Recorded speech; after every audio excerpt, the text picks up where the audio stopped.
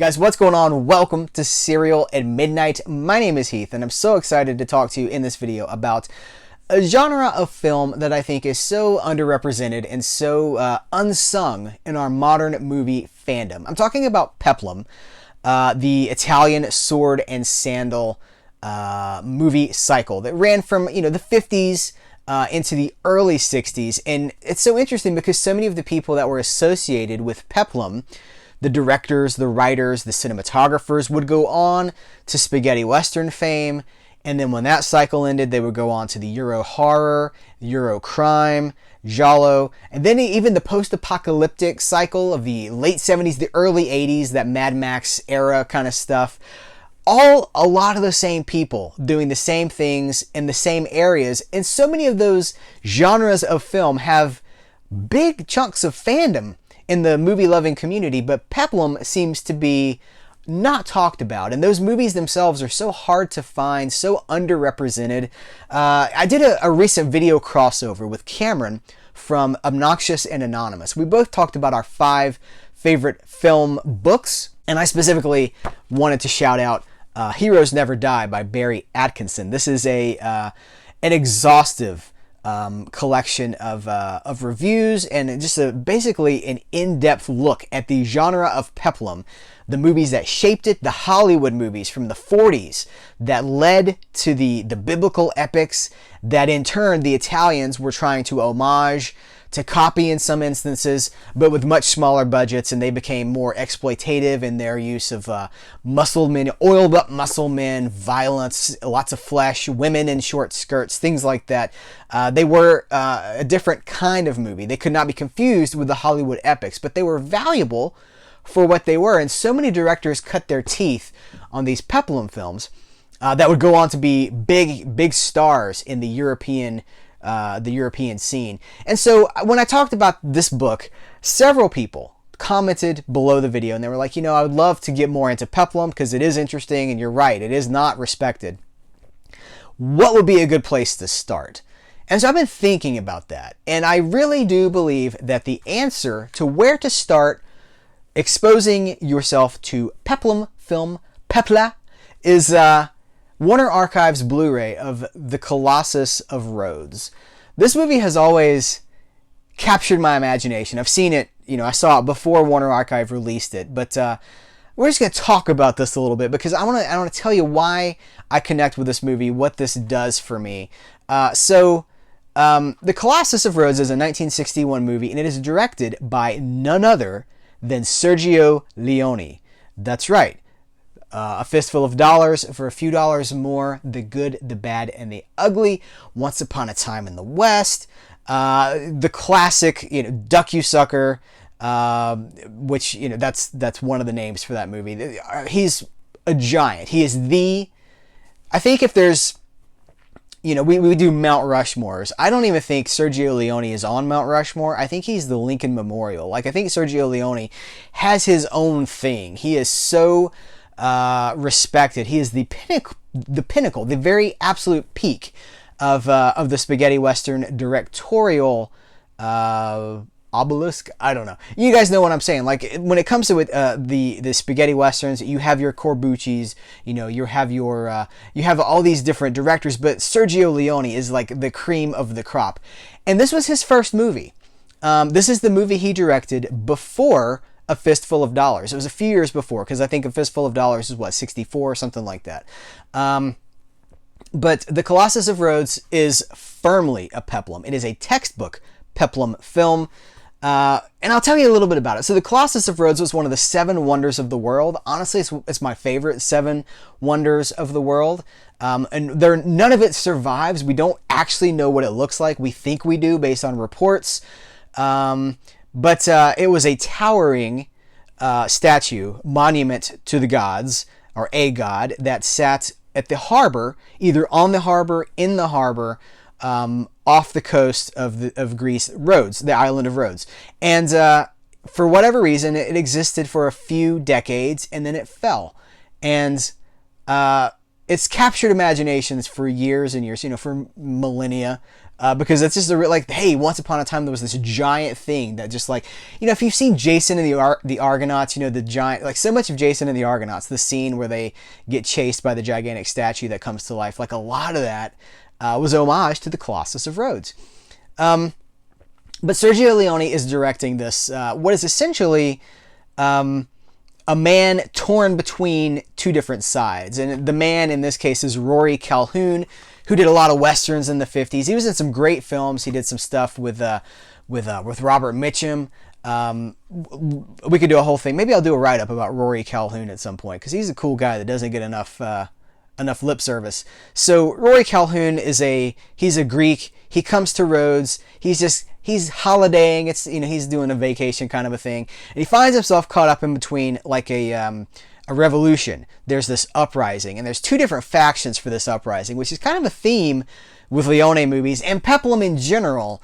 You kind of have to have like a lot of political intrigue. And you guys know in A Fistful of Dollars, Clint Eastwood's character is kind of playing different sides. He's just kind of playing down the middle. It's kind of a mercenary guy.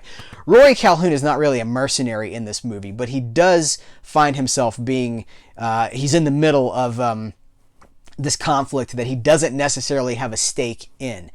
And it's just a really interesting historic based it's basically an action film. So all the hallmarks of a good Peplum are here. There's gladiator stuff. There's a lot of blood. There's a lot of action. There's a lot of sword fighting. There's a lot of there's some really beautiful women in this movie. There's lots of you guys. So many oiled up muscle men. So many. Like the WWE has nothing on the Peplum genre.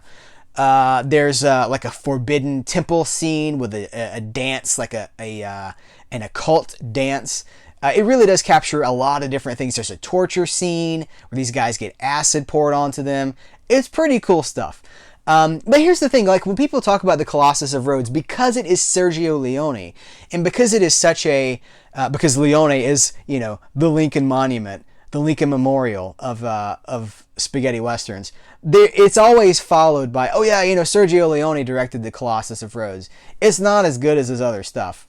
Which I suppose is technically true, because the Colossus of Rhodes is not in the same ballpark as the great spaghetti westerns. But there's an argument to be made that like A Fistful of Dollars is not in the same ballpark, the same league as The Good, the Bad, and the Ugly, or Once Upon a Time in the West. We could split hairs about some of this stuff, but we have a tendency to put directors in boxes. Which I think we do a disservice both to them and to ourselves when we do that. Because, you guys, this is Sergio Leone's first movie. He helped write the screenplay. So he co-wrote this thing, and then he directed it. And it's beautiful, and it's colorful, and it's fun. But here's the thing. As a piece of a director's filmography, because he only did, 8 movies? Somewhere in there. It's, less than 10 films that Leone actually directed.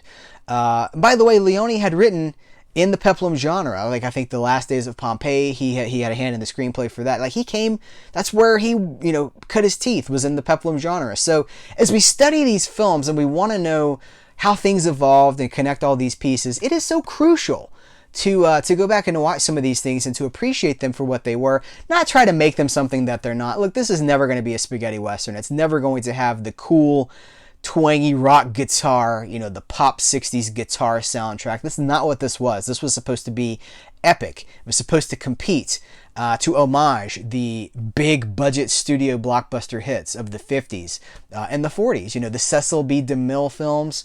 And as that, it's pretty good. I think Colossus of Rhodes is actually a really good movie. I think it's a great introduction to the Peplum genre. Now, it's not the best of the Peplum genre. I'm not being like, this is as good as it gets, because it's not.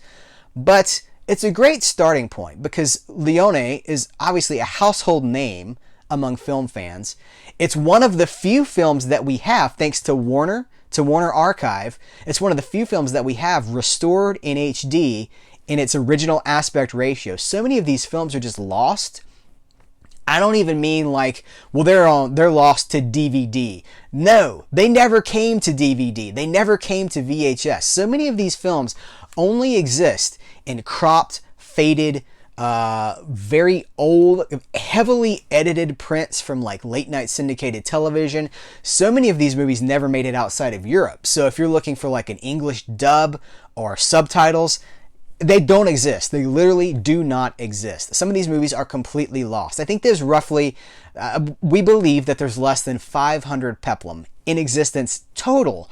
And I could probably name a few dozen that have good presentations. And this is one of the best presentations. This is one of the best representatives of the genre because of Leone, because of the restoration, because it just looks so pretty.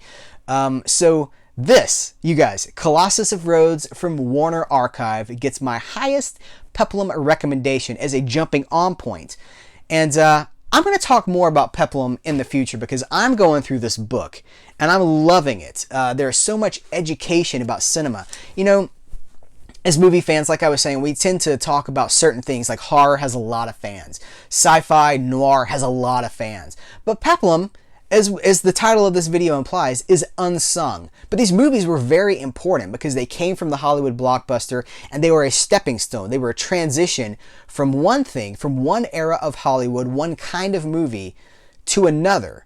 And I think that deserves more attention. I think that deserves focus. So I'm going to do my part to talk more about the sword and sandal genres. It's not all sword and sandal. It's not all gladiator stuff. There's pirates, Robin Hood. The guys, they loved ships at sea. They loved swashbuckling movies, and I love all those things too. So I think Peplum and Serial at Midnight are a match made in heaven. But guys, if you want more, check out Colossus of Rhodes from Warner Archive.